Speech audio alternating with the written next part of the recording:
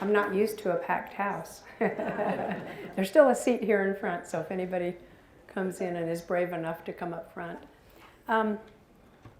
I have had an amazing career, like Wayne said. I never expected to even work in archaeology when I started back in the 1970s, because there really weren't jobs.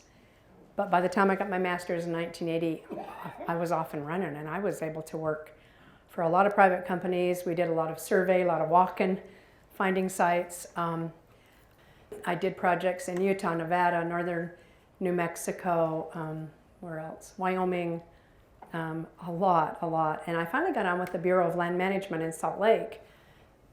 And I worked there for a couple of years. I was raised up in the Salt Lake area. And I had worked on a project down here, just west of Colorado City back in 1979. And so I became familiar with this area. And I said to myself at that time, where do I want to live? Of all the places I've been, where do I want to live? And I went, St. George.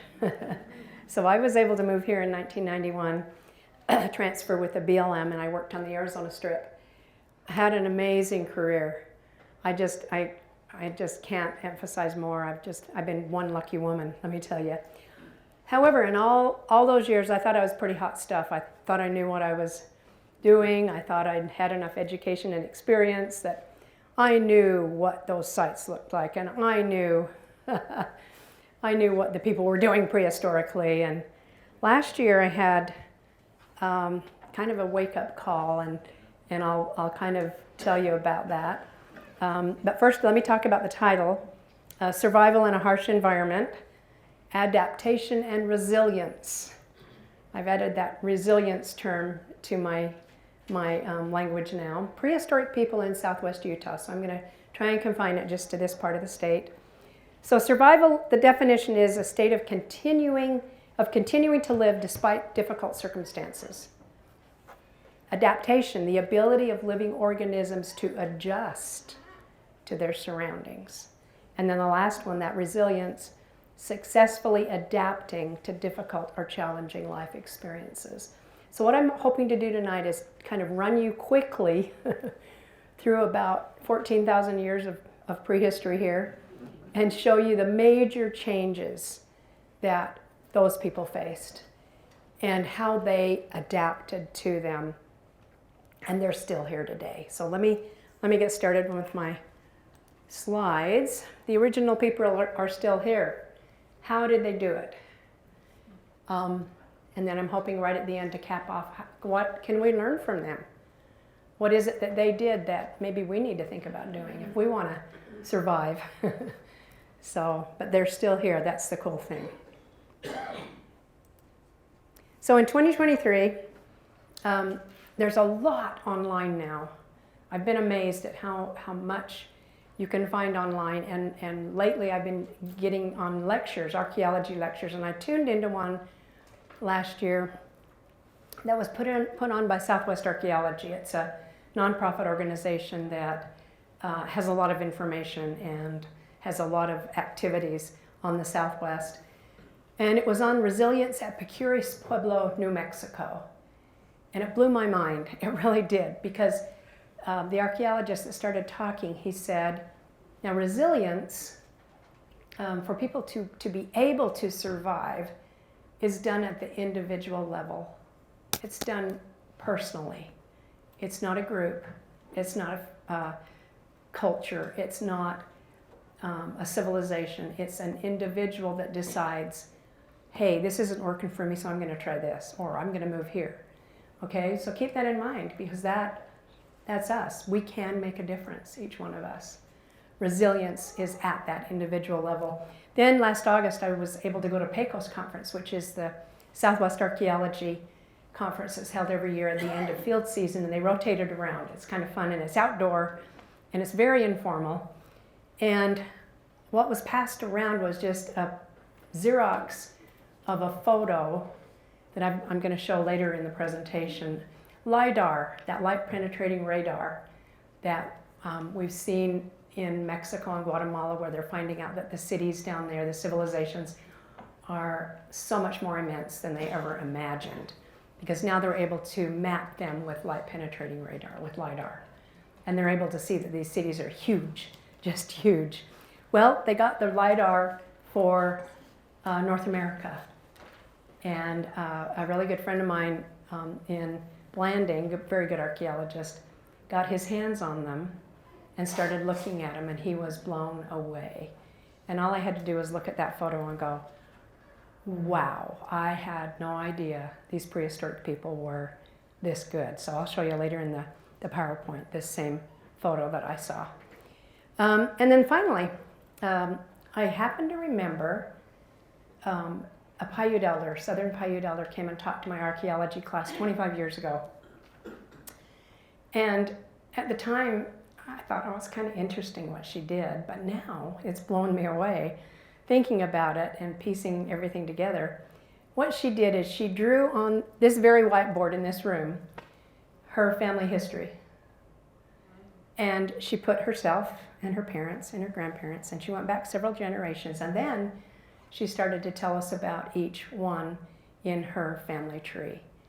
And they were all from different Southern Paiute bands. These guys are all interrelated. I had no idea. It was really neat to see at the individual level, they decided to marry somebody from another band, and it was pretty common. So even though the Southern Paiute, which were the group that were here when the Mormons got here, they didn't have horses. They were one of the Indian groups that did not acquire a horse. They were walking, okay? So it's nothing to them to walk from here up to Kasharam or, all around the Paiute territory, which is huge. It's huge. So I had no idea that they were all interrelated. And so now I'm looking at it completely differently, because I was imagining through time, these prehistoric people moved as a group. No, it's individual by individual. It's really cool. So here I was thinking I knew everything. And I'm starting to go, hey, I'm just beginning to learn, which is kind of cool. So here's that, more on that Zoom lecture that I saw in Paiutes Pueblo. And that's the website. Highly recommend. You can get an email newsletter from them, and it talks about everything that's going on in the Southwest, and it links to lectures, live lectures or Zoom lectures. Lots of information. It's really cool. So there you see resilience is done at the individual level. So Paiutes Pueblo, just for your information, this is New Mexico. So here's Albuquerque, right here, the capital, state capital, Santa Fe. So we're kind of north central. Here's Paiutes, really close to Taos. And what he was talking about, they've been doing archaeological research at Paiutes Pueblo. And they found out that up until about 1250 AD, these people lived up here in Taos Pueblo. And then by 1250 AD, they'd all moved down to this area. So it was just interesting for me to think about how groups move, why they think about moving, what's going on. And it just started me thinking. So let's start with the basics. What do people need? What do we need to survive? Physically, we need air, food, water, shelter, clothing, and sleep, right? Okay, that's what we need. What else do we need? So Maslow, in 1962, said, well, we need more than just the physical stuff. We need safety. We need security. We need social. We need other people. We need to feel we belong, feel loved. We're accepted, we're included. Ego. We need to be recognized. We need to be seen. Power. And self-actualization. That's our need for development or creativity ourselves. So that's kind of cool to look at. What do people need? And when they're not getting it, what do they do? How do they adapt? How do they change? How do they survive? So what you can do if your needs aren't being met is you could change your behavior or way of life, get another job, a new job, whatever. You could move. It's not working for me here in southern Utah, I'm going to move. And quite a few people do that. We get a lot of retirees that find us from all over the country and move here. We could bring resources to us. If we're not getting enough, maybe we could trade for resources, or maybe we can cooperate with others. Can you see? So these are the choices that all of us have, including people that live prehistorically. So prehistoric, when I'm talking prehistoric, I'm merely talking prehistory. History is the written record. We don't get the written record in Utah until 1776 with the Dominguez Escalante expedition that comes out of Santa Fe. Okay? So the first written record, these Franciscan fathers out of Santa Fe wrote a diary and made a map. So they kept a record. That was the first written record of people in this area. And so history didn't start here until 1776. Everything before 1776 is before history, prehistory. So that's what we're talking about. Okay, so here we are. We're in southwestern Utah, right here. And we're right at the junction of some major physiographic regions. We've got the Great Basin. We've got the Colorado Plateau. The Mojave Basin, the Mojave Desert is right here. So we're right at the junction of all these major areas. We've also got, in Arizona, we've got the Grand Canyon. It doesn't show on this map, but it's right about here. There it is, right? Grand Canyon would be right here. And then we have uplands and mountains in different areas. So quite a difference in the terrain. Here's our Mojave Desert, our Joshua Tree, our mesquite. Here's the mesquite, this little green bush here. Those are vegetative markers for the Mojave Desert. And then in the mountains, these are the Virgin Mountains. This photo was taken down by Mesquite, kind of looking east, southeast. And those are the Virgin Mountains. And so once you rise in elevation, you go through different vegetation zones, and now you're up in the Ponderosa Pine Forest.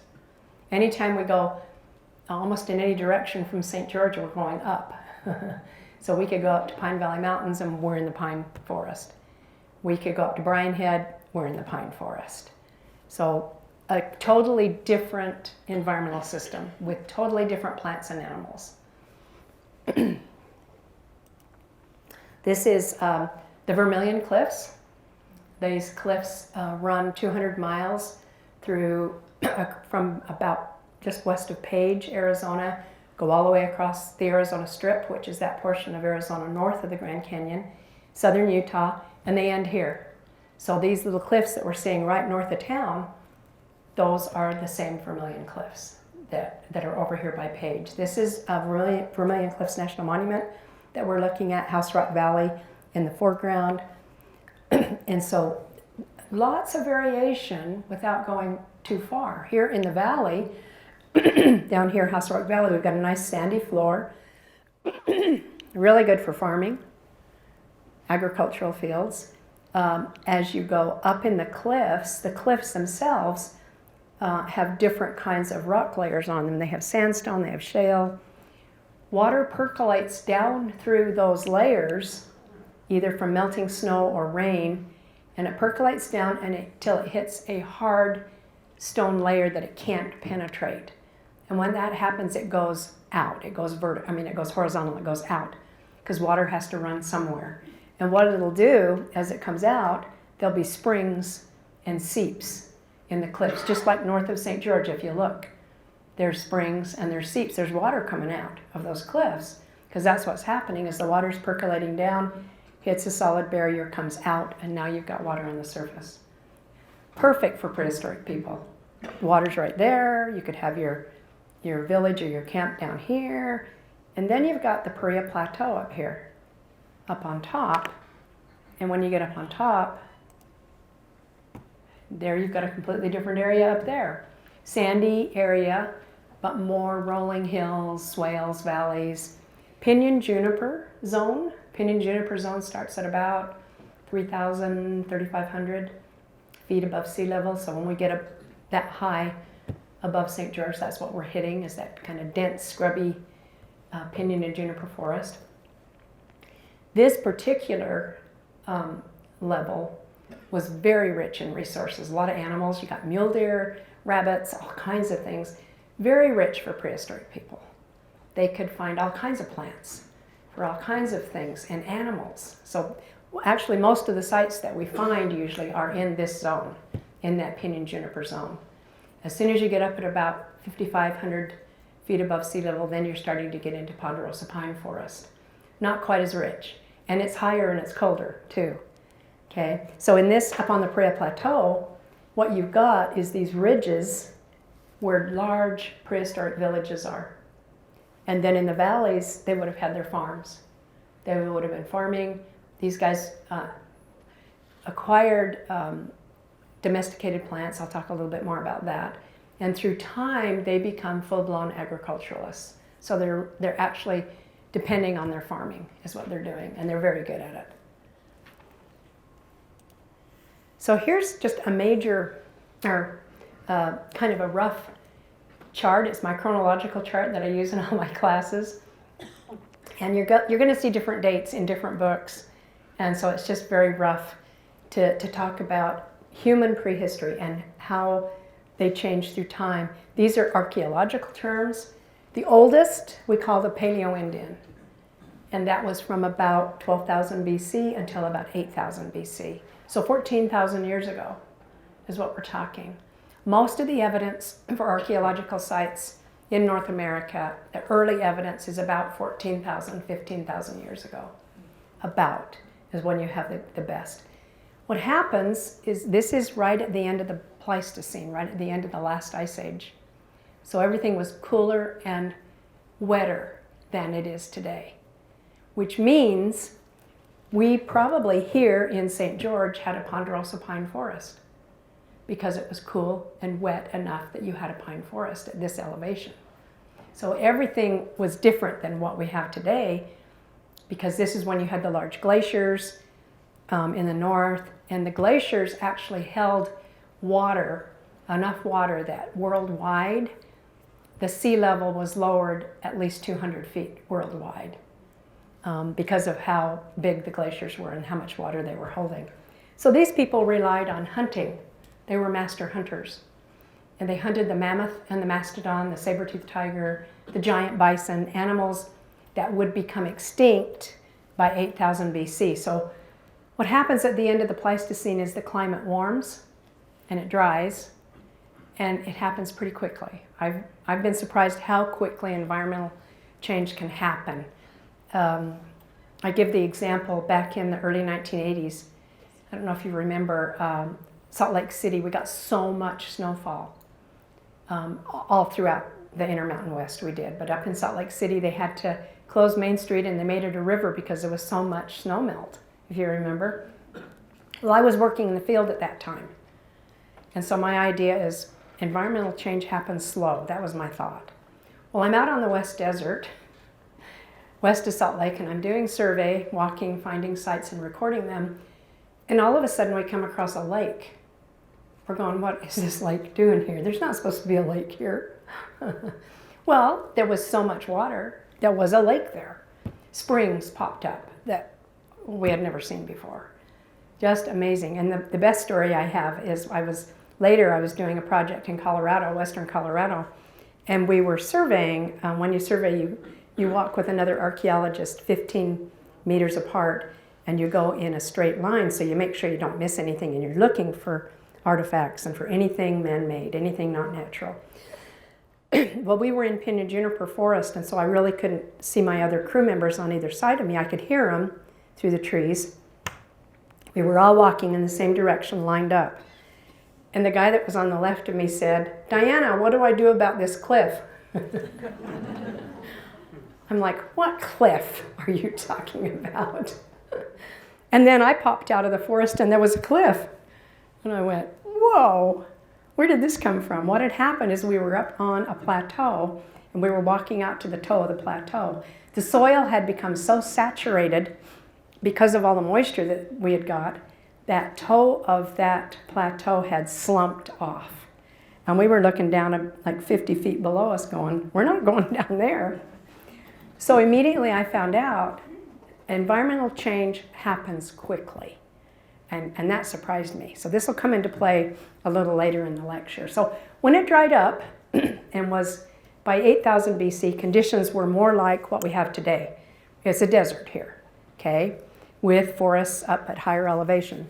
Okay, and then archaeologists call these the archaic people, the desert archaic. So what prehistoric people do is they're hunting the mammoth and the mastodon, and all of a sudden, climate change, things get warmer, mammoth and mastodon are no longer here, and they're like, well, we got to change what we're doing. So they start hunting smaller game and more gathering of wild plants. And that's what the archaic are famous for. They're really master hunters and gatherers. And these are the people that were here for thousands of years. You can see at least until 1000 BC, maybe even a little later. Probably the same people that were Paleoindian, they just adapted. And now they're more hunters and gatherers. And they're nomadic, they go with the seasons. So what they do is they go to where the resources are. They have a seasonal round that they follow. And so they'll be, like in the spring, they'll be in the valleys where it's a little warmer. And the green shoots are coming up. And the bunnies are out there eating it. And they can start to harvest the plants. And they do large rabbit drives. We found rabbit nets that are hundreds of feet long that they use to do big rabbit drives. And then in the fall, when the pinyon nut is available for harvest, it's ripe and it's ready for harvest, they move camp and they're up in the pinyon juniper forest and they're harvesting the pinyon nut. Very high in protein, a major staple for all the people that lived in this area. And so they just go to where the resources are. So that's how they're adapting. That's how they're surviving in this harsh environment. Right around 1500 BC, we start to see domesticated plants that come from Mexico. Corn and squash first. Later, by 500 AD, we start to see beans. Other things come too. There was a whole long list of plants that are domesticated in the New World. Chocolate is one, cacao. Later, cacao will come into the Southwest from the Maya area, be traded up. Okay, so now these people are starting to get domesticated plants and they're going, hey, they start to plant the corn and the squash and they go, hey, maybe we could have a farm field here. And gradually through time, they learn how to do it and they become more dependent on the farming. At first, we call them horticulturalists because they're not full-blown agriculturalists. They're still relying on the hunting and gathering, is what they're doing. But they're becoming more dependent on the crops they can grow, is what they're doing. Which means now they can settle into villages. Now they can live somewhere full-time, and that's what they do. Now they can make pottery. I'm sure they made pottery during the Archaic, but it got broken. I'm sure it wasn't that well made, because you got to carry everything with you when you're on a seasonal round. But now that you're a village dweller, you go, hey, I can make pottery and I'm going to become really good at it. And they do. They start to make pottery and become really good at it. Full-blown farmers during that period. By AD 1300, they're gone from this area. We don't know why yet. Lots of theories on it, but we don't know exactly why they left. But the Ancestral Puebloan actually moved south, abandoned southern Utah, southern Colorado, moved with the Hopi on the Hopi Mesas in Arizona, moved with other Pueblo people, but they don't live up here anymore. Southern Paiute have moved here by about 1100, 1150 AD from Southern California, and they remain. They live side by side, 1100 to 1300 with the Puebloan, and then the Southern Paiute remain here. And they're the Southern Paiute are the ones the Mormons encountered when they got here. So that takes us down to historic period. The historic period starts with 1776, like I said. So there's your rough chronology. So the major events that I could think of, I'm sure there were other major events, but the major events I could think of was the end of the Pleistocene. That was pretty major, pretty dramatic climate change, a lot of extinct animals, probably a lot of extinct plants too, a lot of changes, so the people adapted, and they did so really well. Then the next one is right there at the end of the Archaic and the beginning of the Ancestral Puebloan, when they get domesticated plants and they can start to settle down and settle into villages. Another one is when they leave the northern portion of the Southwest, abandon this area and move south. And then the latest one is the arrival of the European invaders that come here. So let me go just quickly through more detail on, here's our Paleoindians, Pleistocene era, they're nomadic. They used an adel, which is an Aztec word for spear thrower.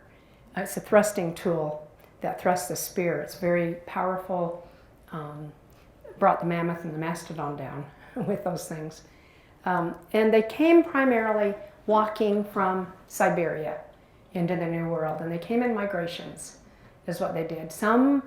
We do know some people came by boat. We do know that the Polynesian islands were settled by boat. We know that.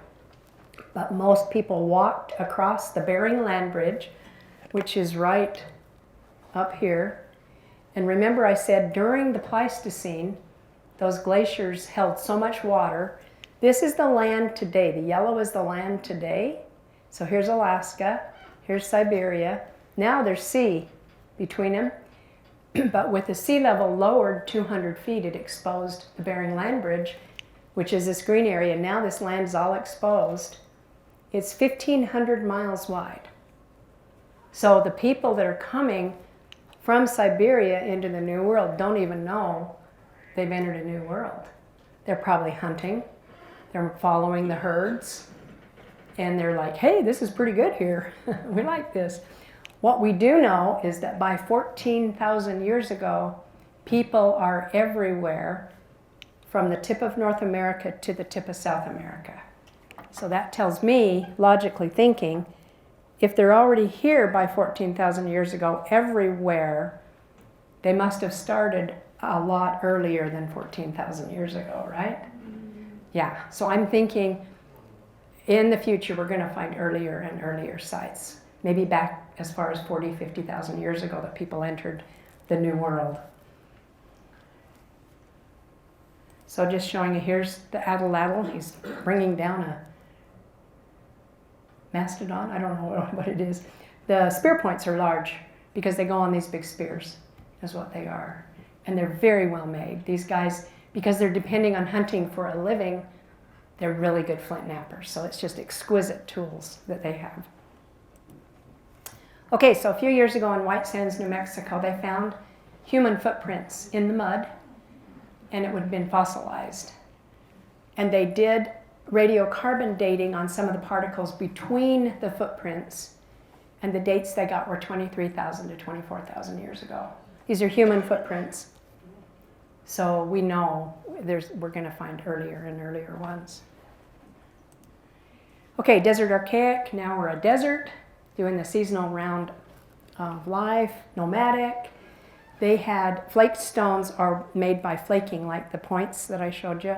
They had those, but now the points get smaller through time until the bow and arrow's invented about 500 AD, and then they get real small because now it's an arrow.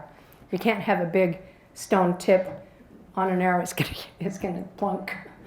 And so through time, the points get smaller. Groundstone is where you grind it. So that would be your grinding stones, your ground axe. You can make an axe by grinding it, other tools like that, mortar and pestle. Really, we find a lot of those tools during the Archaic because these people are relying on nuts and seeds of all kinds and plants. Okay? This is Danger Cave west of Salt Lake, about by Wendover. And this was the first cave. This was a University of Utah excavation with Dr. Jess Jennings. He's the one that defined the Archaic. They dug in this cave, they went back, oh, this is pretty old. And it was the Archaic, so that's where it was defined. And what we get at the end of the Archaic are little tiny corn cobs, like about this size, about 1500 BC, 1000 BC. They're coming out of Mexico, down in the Valley of Mexico, close to Mexico City. They're domesticating corn from a wild grass. And they keep selecting the larger seeds, and they keep domesticating larger and larger ears of corn. And they keep domesticating corn that has a shorter growing season. Corn typically has a growing season of 110 days. You plant it, you're not going to see your corn cob until 110 days later. But the Hopi, others, farmers in North America were able to get corn later that had a growing cycle of 65 days, much shorter. So now you can grow at higher elevation where it's cooler. And that's what happens. Once they get better and better plants, that improves their way of life because now they can farm everywhere. And now we see villages everywhere because now they can at higher elevation. So this is the grass seed teosinte that was domesticated to make the little cobs of corn. The people in the archaic time lived in a pit house, simply a house in a pit. And so what you've got is like a dirt floor usually, or packed clay. You've got a fire hearth in it. You've got an entryway. You've got a superstructure on it with wooden beams and mud or clay on the outside. This type of house is actually really common and it's known worldwide. We find them in Siberia. So these people that's the house they're making. Later, when they settle into villages, these go more formal. A pit house will actually go deep into the earth and become a kiva. And the kiva is a Hopi term for a ceremonial chamber, so it'll go 15 feet deep and be really well constructed with stone walls and pillars to hold the roof up, and pretty impressive. So, but early on, they're in a pit house is what they're in. So now we got the farmers, the Puebloan people. They've got their corn, beans, and squash, and other things. We found that there was a potato that was domesticated here. It's called the Four Corners potato. It's a little tiny potato. And how they found it is an archaeologist back in 2009 was looking at a grinding stone and doing analysis on what they'd been grinding. And she found that it was potato they'd been grinding. And she was like, what? And then they started to look, and yeah, there's a potato, a wild potato, that was grown by these people too. They're village dwellers living in small to large villages, some pueblos having hundreds of rooms. So they get really good from their humble beginnings. Pottery makers, they never had the potter's wheel in the New World, but the pottery they make is just exquisite, just good. They're still hunting and gathering. They're still going hunting, and they're still gathering the wild food, but now they're relying on the domesticated crops. They're farmers, and they're living in villages permanently, is what they're doing. Just to show you, this is Pueblo Bonito at Chaco Canyon, one of the larger. This is an 800-room pueblo, 5 stories high. What we're looking at with the circles are the kivas, or the ceremonial chambers. And the big ones would be community ones, and then the small ones would be clan ones. A clan is a family group. And so look at how many kivas we've got. Now look at the plaza area. You've got kind of a big open area. Marketplace. It looks just like the big plazas you'll get down in Central America, where they have marketplaces in the community, usually the center of the community.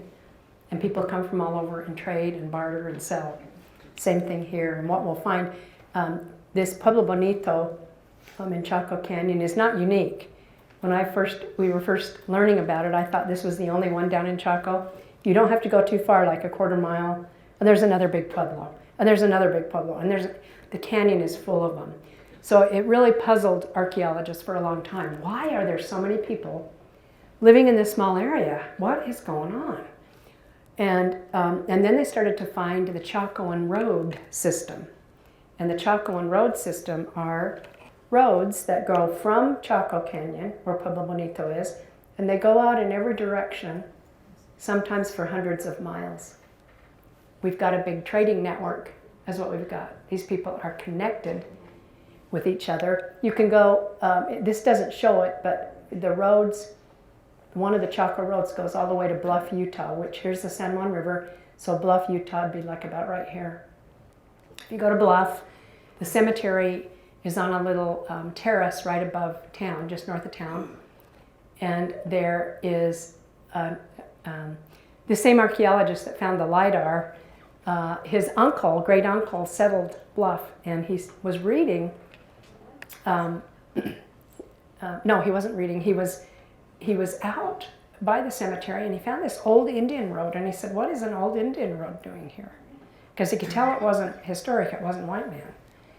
And then he followed it, and there's a great kiva and a great house there, just like in Chaco Canyon.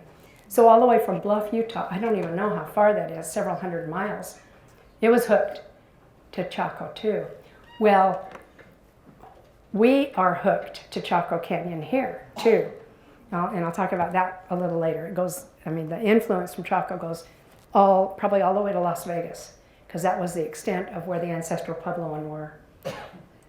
So what came up from the Valley of Mexico, not just the corn, but like I said, cacao, chocolate comes later, and live parrots, macaws. The Mexican traders are bringing from Guatemala, the jungles down there, macaw birds alive on their backs, and they're carrying them in the Southwest. We're talking several thousand miles now, aren't we? Is that impressive? And the macaw feather sash that you can see here on the left, that is in the museum in Blanding at Edge of the Cedars Museum. If you haven't been to that museum, I highly, highly recommend it. It's a big museum with a lot, and it sits right on a large pueblo, which also has a Chaco Great House and a Chaco Kiva. So there's a great road that comes all the way to Blanding too, there, right where this museum is. So the pottery that they had is really good. This is black and white pottery of different kinds and shapes for different uses. This is the Ancestral Puebloan were famous for their black and white pottery, but they also had redware, beautiful red pottery. At first, the redware came from southeastern Utah and was traded. And we can trace it because of the clay. We source the clay, and we can tell where the clay comes from. And the temper. The temper are the little rock particles, either sand or crushed rock, that they put in the clay so that when they fire the pot, it doesn't explode. So you've got to have temper in it. And so at first, the red pots that come here, this far from southeastern Utah, are from southeastern Utah. They're trading it. Later in time, the potters here go, hey, I can make one just like that. And they start to experiment, and then they make local ones. And they go, hey, we can make some local red ones ourselves here. The gray pot is a cooking vessel. It's a corrugated, we call it corrugated. And this comes later in time. The early pottery is all smoothed. Well, some potter figures out that if I leave the rings of clay unsmoothed, it becomes a better cooking pot because there's more surface to it. At 1050 AD, all of a sudden, everybody's making these kinds of pots all over the northern part of the Southwest. They're connected with each other, all the way from Overton, Nevada, all the way to Mesa Verde, down to Chaco Canyon. These guys are all connected. It's 1050 AD when they're fully corrugated. The cool thing is if you look, they punch the design in with their fingertip. If you look closely, you can see the fingerprint of the potter that made the pot. It's really cool.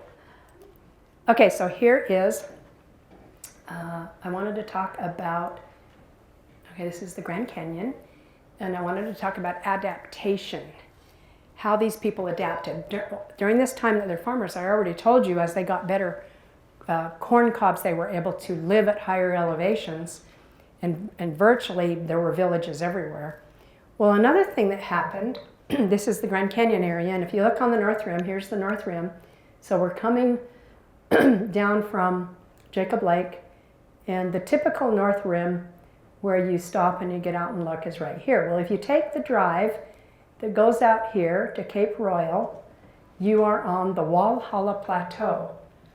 You're on the Walhalla Plateau. We're talking 8,800 feet, 8,500 to 8,800 feet above elevation. That is high. That is cold. That is a very short growing season. Okay, well, what archaeologists started to find up here were pueblos. Pueblos, and they're going, and a lot of pueblos are going, what the heck? How are they surviving? These are farmers. How are they growing crops at this elevation? And then they finally figured out this Grand Canyon here it is, right here, is a pretty deep hole. And then here's a plateau where it's surrounded it. The hot air from the canyon comes over the plateau and gives them a long enough growing season they can grow corn. Is that cool? The other thing, I worked on the Arizona Strip, which is just to the west of here. And as you go closer to the Grand Canyon, you rise in elevation. So as you leave St. George, you're in kind of in the desert, you get up higher and you're in pinyon juniper forest. As you get toward the Grand Canyon, you're up in, and you go even higher than ponderosa pine, you go up into the fir country. Okay, so you're at high elevations all along that plateau. Lots of sites, and we were finding lots of big pueblos on the north rim there, the Arizona Strip. And we're like, how are they surviving? Because today you get a couple of feet of snow up there in the wintertime.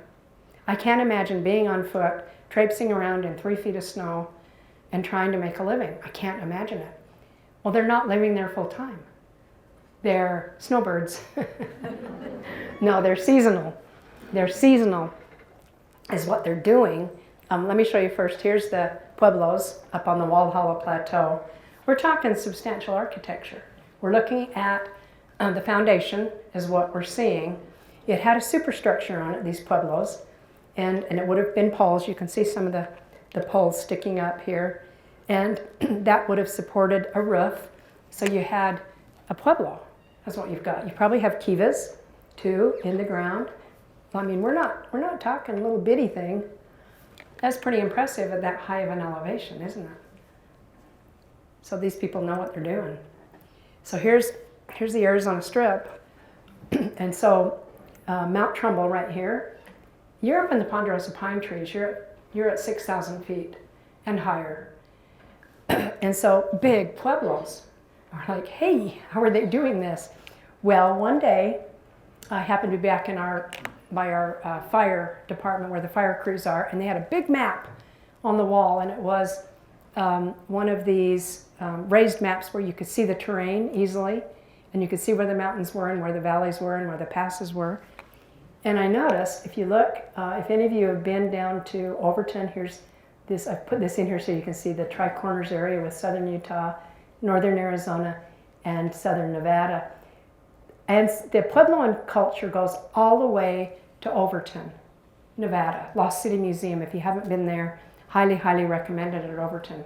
Okay, well, all the way from Overton, if you go east, there was a pass and you could get right through, I don't remember where it was, and it shot you right up into this upper country. I think these people were seasonal. I think they're spending the summer in Overton, and they're spending, the summer in the high country up here where it's cool and nice in the pine trees, and they're growing crops. And they're spending the winter down in Overton, is what I think. And I think there were a lot of areas like that. We call it transhumance, is what we call it, and it's usually related to people that herd. And so typically, like in the old world or even in the new world, we talk about them herding their sheep. In the summer, they go up on the mountain, and in the wintertime, they bring them to the valley. Okay, they move according to the season. Well, these guys are doing it for farming. And I think it's happening in a lot of other areas, is what I'm thinking. Okay, here's the LiDAR photo I told you I'd show you. What you're looking at is a LiDAR image from southeastern Utah. I do not know exactly where it is. I think it's south of Blanding somewhere. If you get down in that country, there's a lot of big, broad plateaus. And the elevation you're on is right about 3,000. You're just beginning to get in the pinyon juniper zone on these plateau tops. And then you get canyon country too that cuts through these plateaus. Well, this is a plateau. If you look at this, here's a modern road right here. Here is a Chacoan road, a prehistoric road. Is that cool? Now look what this road does. It makes a big circle around this village. Right there, Chacoan village. This is coming from Chaco and heading up into who knows where, how far it's going. Now look at these little ridges. They're everywhere. They're everywhere. Does that blow your mind? Those are farming plots. Farming plots. When he looked at this all through southeastern Utah and southwestern Colorado, he saw this. Those people, the Ancestral Puebloan, had farmed all this country.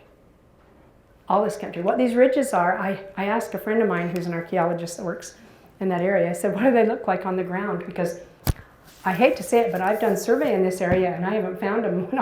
I walked right over them. I did. And he said what they are they're little either dirt or gravel hills that are about ankle high. And they're about 60 meters apart usually.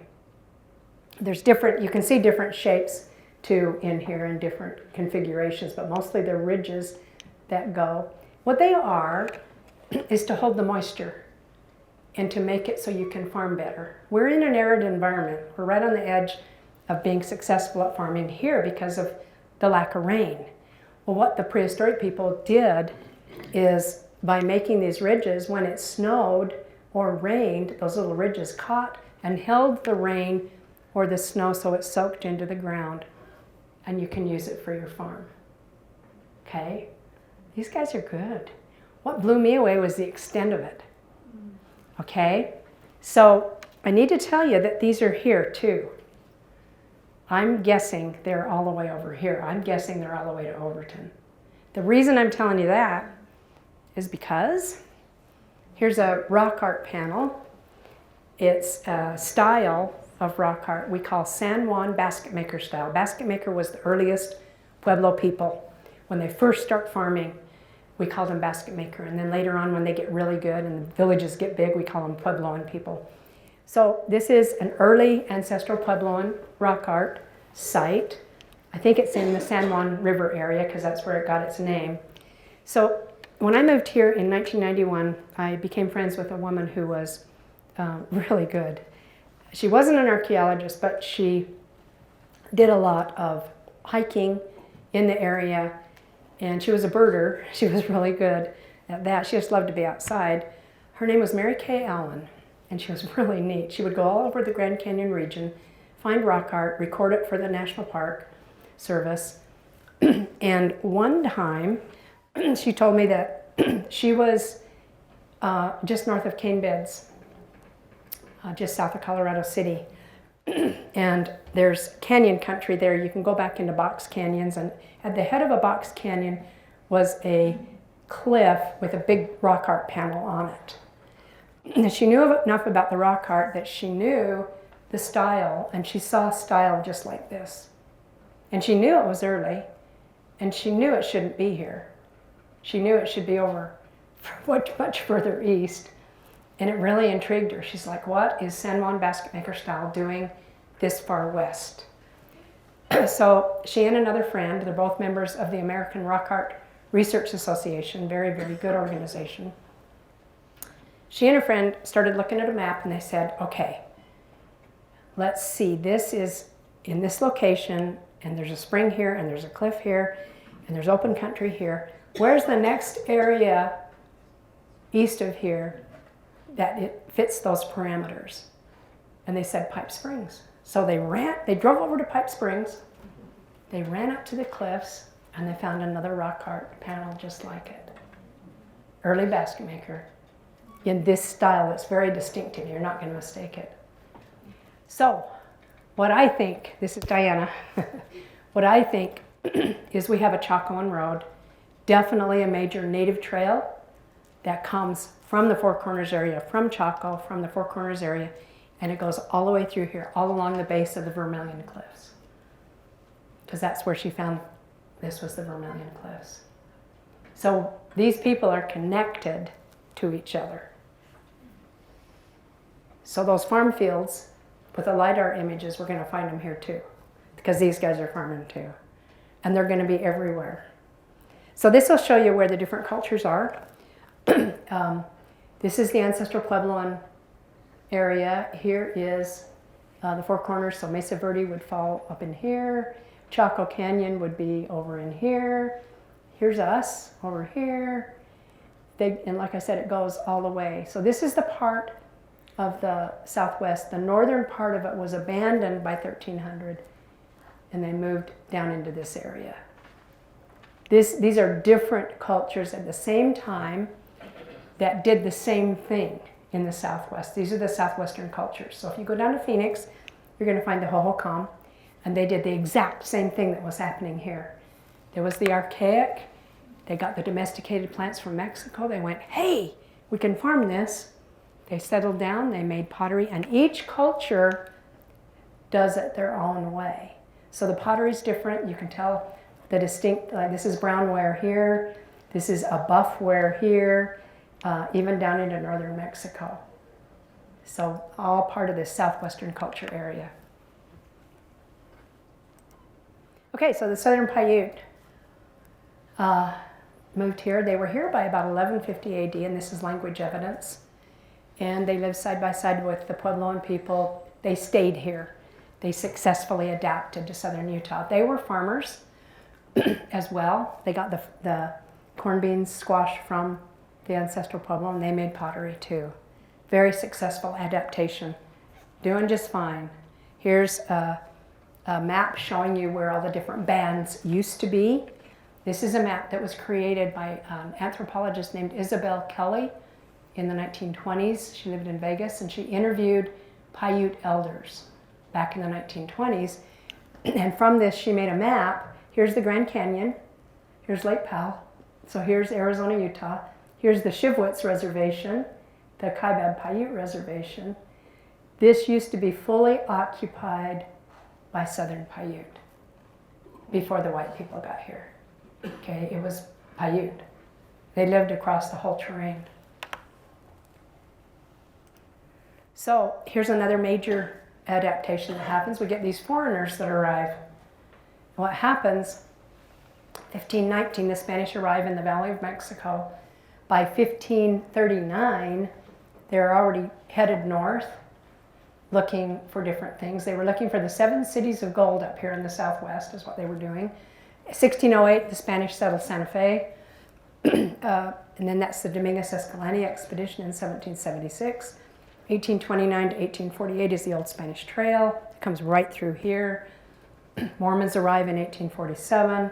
So all these people keep arriving, and they're gradually converging on this area. And in 1848, we've got the Mexican-American War. Major kinds of things. So this just shows you a pueblo today. This is, I think it's Oribe, and it's identical to the ruins that we excavate. So they still live in these pueblos. These Puebloan people are still here living their way of life. This is pottery that they make today, just exquisite, just beautiful.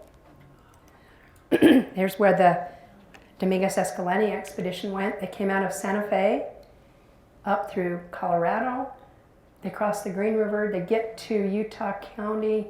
It's September, and they go, we're not going to make it to California. They were trying to get to the missions in California. They beeline it south. They come right through St. George. And they make it back to the Hopi Mesas and back to Santa Fe. So that was our first historic record. This is the Old Spanish Trail that also came right through here. The early part of it did. This was a commercial outfitter that came out of Santa Fe. The very first, 1829, 1830, came right through St. George. And they're going to the missions in California. They're trying to make money. What they're doing is taking goods by mule train, and they're trading them for horses and mules here and bringing them back to Santa Fe. What they're doing, though, as they go through the countryside here, they're on horseback. And the natives are not on horseback. As they encounter Paiute, they grab the kids, the young teenagers, and they ride off with them. And they sell them as slaves in either Santa Fe or in Los Angeles. So the Paiutes are losing their kids, and they never see the kids again. They don't know what happened to them. So the result is the Paiutes are like, we're moving away from this trail, and they move away from the trail. Adaptation again. I wanted to throw this in just to show you all the prehistory that we've been talking about and how it compares to when the white people were here. I know it's kind of a corny one, but here's Paleoindian, okay, till 8,000 years ago. Here's Archaic, here's the Fremont or north of here, the Puebloan, and then the Paiute and others. Guess where white people are? Does that give you a perspective of how much time we've been here compared to how much time they were here? On how much adaptation they did and how good they really were? Okay, I wanted to mention just a few things about some of the federal actions that have affected the tribes, not just in this area, but nationwide. So what happens when the Europeans arrive is they settle the East Coast first and they move west, settling or mining or whatever, and they claim the land and they kick the Native Americans off as they go. They claim their land, and so the eastern tribes fared a lot worse than the western tribes because they were completely taken off their land or just totally destroyed their culture. As they got west, as the pioneers got west to settle, in the western 11 states, there's not water everywhere. Now you're hitting deserts. So the white people didn't settle everywhere. They wanted to settle on the rivers or springs. The deserts they didn't settle. And so a lot of the tribes that are in the west, some of them still have a fraction of their land base just because the white people didn't want it and didn't settle on it. Okay? So tribal reservations were created across the country. If it was a warring tribe, they made a treaty and designated an area that they were going to stay on their reservation. If it's not a warring tribe, a reservation's created by executive order. That's how the Paiute reservations were created, was executive order, because the Paiutes did not war. They got along with everybody. How's that for good adaptation? Pretty good, huh? And so all of the Paiute reservations were created by executive order from the president. So the tribes were pushed west on the east and lost their land, or else a lot of them ended up in Oklahoma. Boarding schools take the kids. The intent was to educate the Indians and turn them into modern people, give them religion. That was the intent. But what it did is it pulled these kids away from their families, away from their culture, and forced them to stay in these schools. And the kids lost their culture. They lost their language. These kids then became kind of people between white people and the tribes not fully fitting in. The LDS Indian Placement Program did the same thing. The intent was good. The intent was good. Let's educate the Indian. Let's get them so they have good jobs, they can live in the cities, right? But it pulls them away from their culture. The Dawes Act of 1887 allowed all the Indian reservation lands to be owned by private people. So a lot of the tribes lost the reservation land. Indian Citizen Act of 1924, the Indians weren't considered citizens. They were a foreign country, okay? Even today we talk about government to government relationship with them, is what we do. So they're not citizens, they can't vote.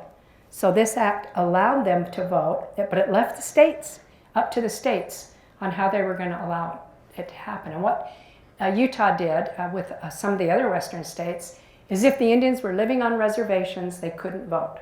That's what Utah did. And it took until 1948 for Arizona and New Mexico to allow Indians on reservations to vote.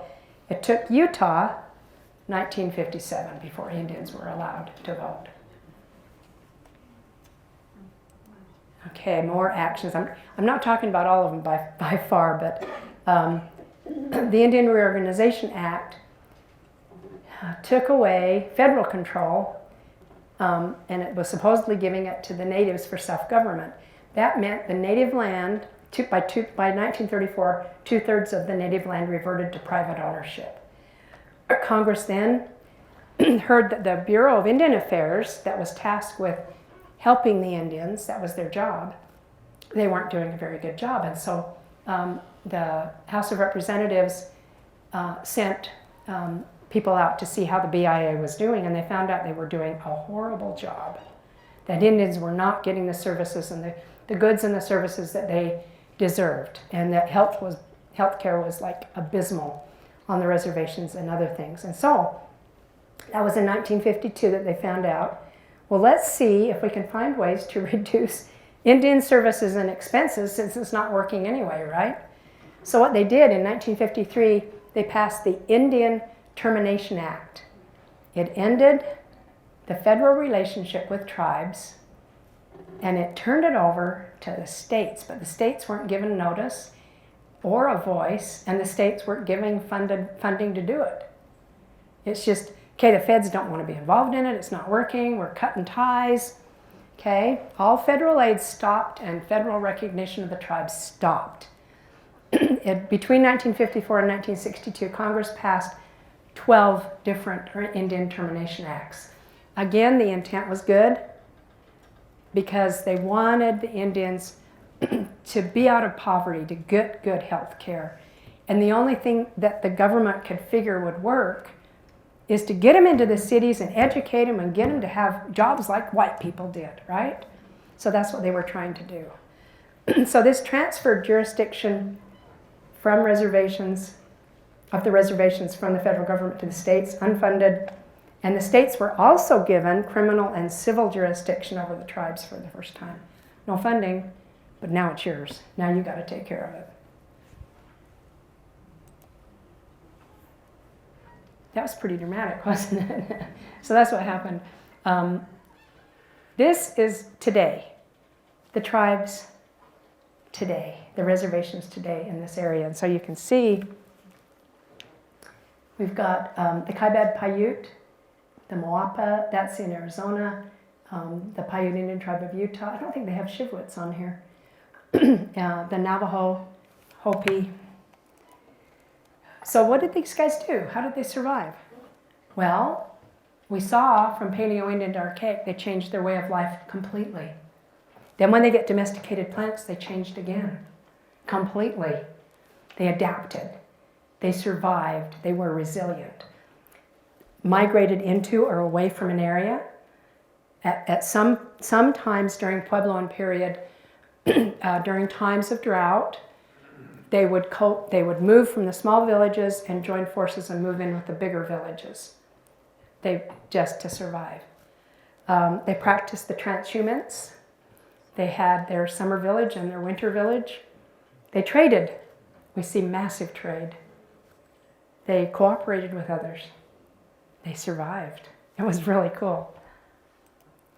So, Native American core beliefs, I love this. The earth belongs to all of us. Nobody can own the earth. It's ours, all of us collectively. Everything has a spirit.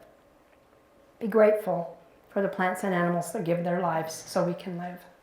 Gratitude. Live in harmony with nature. Endure suffering. They certainly had a lot of suffering. Man is inherently good and should be respected. Respect others and don't interfere with them.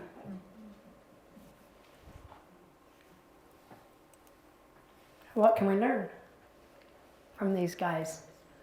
Well, it's possible to survive no matter what happens. Isn't it? Is that cool? How well I survive depends on me. Me. Resilience is at the personal level. Take care of your world. We better take care of it or it's not going to be around. Give thanks for all you receive. Give respect to all. Your survival depends on it. Go with respect. When I was working for the Arizona Strip BLM, I started as an archaeologist, and then when President Clinton designated 2 new national monuments on the Arizona Strip, I became a planning team lead. And I really wanted to do that because I wanted to learn more about what the agency did. And so I was responsible for all of the planning we did for those 2 national monuments. We hired a Southern Paiute woman to come and help us as a tribal liaison to help us talk with the tribes. And the very first thing she said to us is, we go with respect. we had a lot of meetings. We'd go meet with city councils, we'd go meet with county commissions, we'd go meet with other agencies, we'd go meet with the mayor. Every meeting that we had planned, she would say to us, go with respect, go with respect. And to her, that was natural. And I loved hearing that. That just set the right tone. It really did. Okay, and the end. Make the best of wherever you are. My last story is, I know someone who lost his professional job, and just because he had to make a living, he went to work for Kmart. And worked for Kmart a year or two and liked it, really liked it. He didn't like that he never knew what his schedule was going to be because he changes the work schedules every week. He didn't like that part. But he finally got a better job and left Kmart. And the first thing he said to me was, I hated that Kmart job. I said, you did? I said, but you appeared to like it. And he said, it was my job. Wherever you are, make the best of wherever you are. Anyway, so I said I'd stay for questions if anybody has any questions. I guess I better check the time. Huh? Any questions? Yeah. A question, I'm interested in the comment you made about the 65-day growing season for the one. The Hopi blue corn, and then the tricolor Hopi corn is like a 65-day growing season. Okay, and my question is, I'm from southeastern Idaho, one growing season, plant in the spring, harvest in the fall. So with that short of a growing season, were they able to leapfrog continually have crops growing? How did that work? I would guess they did. I don't know enough about how they did it. I do know, if you look at the Hopi today, they hedge their bet. And they will plant fields in a sand dune, on a mesa top, in a drainage bottom. In the drainages, they would build check dams to hold the soil and the moisture. They hedge their bet so that at least one crop makes it, if that helps you. I would guess they did, but I don't know for sure. Well, I'm thinking what you said, if a climate would allow, they would always have something at some stage in the growing season, so they would always be planting and always be harvesting.